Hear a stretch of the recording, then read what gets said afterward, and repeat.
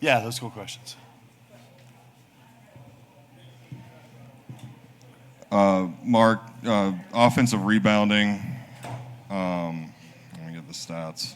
It's 20 offensive rebounds. 20 offensive rebounds, 22-5, and second chance points. Just what did you see in your guys' initial defense, and then just how frustrating was it to not come up with those balls after getting stops? It's a huge part of the game. We're actually one of the best percentage defensive rebound teams in the country, and credit to North Carolina, they were a lead on the glass. They have size and length, and their front line really dominates. They had 12 offensive rebounds just with their starting 3, 4, and 5. And, we were really poor at our second hit, and so that was really frustrating. It's hard to win a game when you give up 20 offensive rebounds.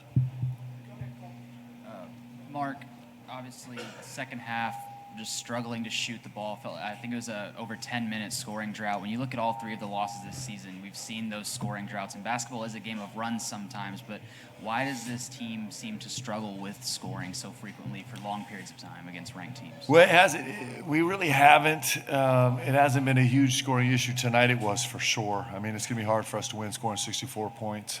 It's uncommon for us to be 1 for 13 from 3. That's not really who we are. More disappointing is the 8 assists. That's really frustrating. I thought in the second half our decision making was poor, and caught up in the moment trying to make.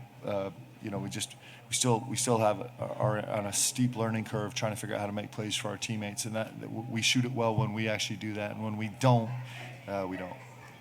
Mark, right here. The first couple of questions have kind of addressed it, but like you said, 9 turnovers, 8 assists, 20 offensive rebounds, just 13 threes. At this point in the season, what are you most concerned with, in which area? Well, I'm really frustrated with the rebounding tonight, but like I said, that's credit to North Carolina, and it's uncharacteristic for us. It just hasn't been us, but we just got crushed on the glass. It's very, very disappointing tonight for sure, but I don't think that's who we are. I'm really frustrated with the 8 and 9. That's not who we've been either. But the MP4T stuff is a little bit of a trend right now that's concerning. That we just have to find a way to break through and have the discipline to do it.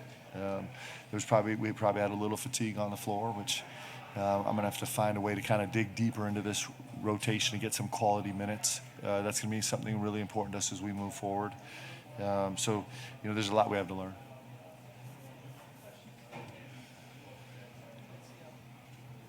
Mark, with Gonzaga coming up and Indiana, St. John's within the next 4 games, how do you kind of, put those into different sections so that this loss doesn't end up snowballing in the previous loss? Yeah, I mean that's your job as a pro, right? Is you can't allow that. We got to go through the grieving process and get back to work. And I do think that we are making some strides in certain areas. I thought we had some positive play from several guys.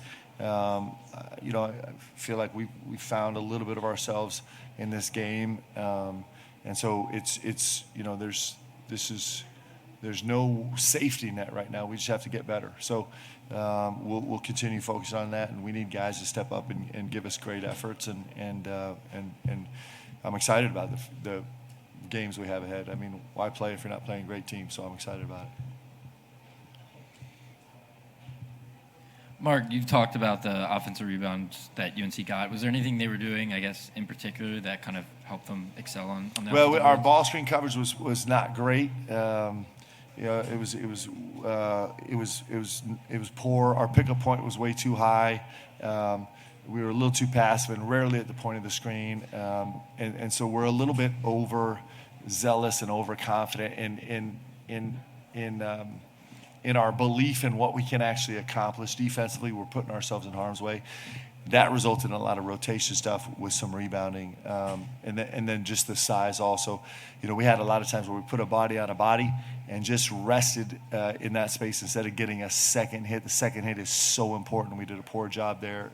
Surprisingly, like I said, we've been a really good defensive rebounding team. Coach, you guys, they talked about a little bit of the scoring droughts, but what do you have to do differently in a 10-minute drought like you guys had tonight without a bucket? Yeah. What has to happen to break that, to get the lid off? And then you talked about needing playmaking. How much are some of those guys that are injured going to help when they get back with that on the second part? Well, so yes, there's several things that can help you. One, pace of the game can really help you. Two, like having a couple guys, places where you can go that you really trust to go find you a basket. Three, just simple things like catching the ball with two hands. You know, it's really hard. You know, you have a wide open layup under the basket, and you just drop the ball out of bounds. There's some inconceivable things that just happen because of the flow of the game. So I wish it was one thing that you do, but it's just a grouping of things where we just need to get better and get more solid, and we got to find a balance between me meddling with the game and the guys feeling the game. But all that's part of it. It's a struggle for us right now that is all on the foundation of this MP4T vibe. Mark, I just wanted to follow up on, you said we found a bit of ourselves tonight. Can you elaborate on Well, I think Yella gave us some good minutes. I was proud of him. I think he gave us some solid minutes. I think Cam, you know, with the really complicated matchup, I thought Cam had some positive minutes for us. So I like that. I thought Otega's effort was terrific tonight. You know, minus some fatigue plays, I thought he was really solid. So there were some positive signs for sure. All right, thank you, everyone. Thanks, guys.